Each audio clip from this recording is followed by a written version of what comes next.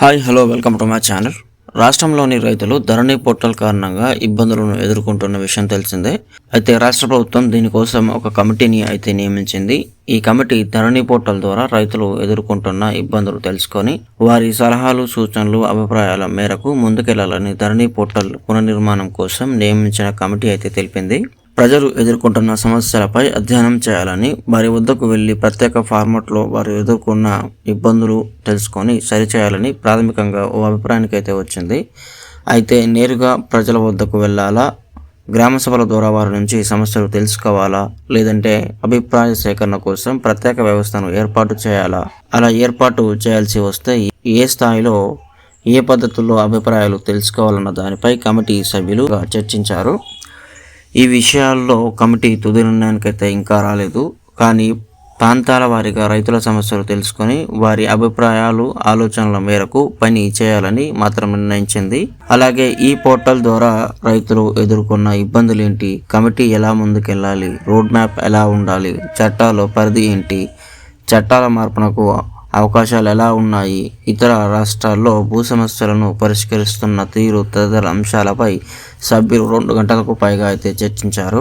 సచివాలయంలో జరిగిన సమావేశంలో కమిటీ సభ్యులందరూ విడివిడిగా తమ అభిప్రాయాలను అయితే వెల్లడించారు. కమిటీ పనితీరు ఎలా ఉండాలన్న దానిపై ఓ అవగాహనకు వచ్చిన సభ్యులు ఈ నెల 17న మరోమారు భేటీ అయ్యి తదుపరి కార్యాచరణ అయితే రూపొందించుకోవాలని నిర్ణయించారు.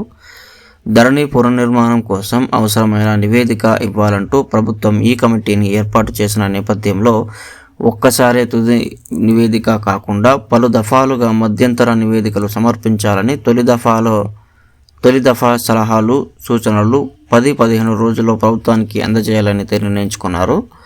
నాంపల్లిలోని భూపరిపాలన ప్రధాన కమిషనర్ కార్యాలయం కేంద్రంగానే కమిటీ పనిచేయాలని, ఇందుకోసం అవసరమైన ఏర్పాట్లు చేసుకోవాలని నిర్ణయించుకున్నారు.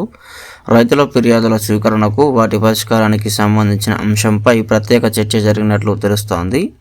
గతంలో రైతుల వినతులను పట్టించుకోలేదని కలెక్టర్ స్థాయిలో నిర్ణయాధికారాలున్న నేపథ్యంలో సమస్యలు పరిష్కారం కాక చాలామంది ఇబ్బందులు పడ్డారని, ఈ నేపథ్యంలో గ్రీవెన్స్ పరిష్కారం అధికారాలకు వికేంద్రీకరణ చేస్తే ఎలా ఉంటుందన్న దానిపై సభ్యులైతే చర్చించుకున్నారు.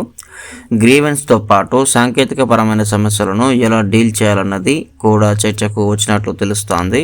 మొత్తం మీద ధరణి పోర్టల్కు సంబంధం ఉండే అన్ని భాగస్వామ్య పక్షాలతో విస్తృతంగా సంప్రదింపులు జరపాలని, ఇతర రాష్ట్రాల్లో భూ సమస్యలు పరిష్కారం కోసం తీసుకుంటున్న చర్యలను పూర్తి స్థాయిలో అధ్యయనం చేసిన తర్వాత కార్యాచరణకు అమలు చేయాలని అయితే నిర్ణయించుకున్నారు.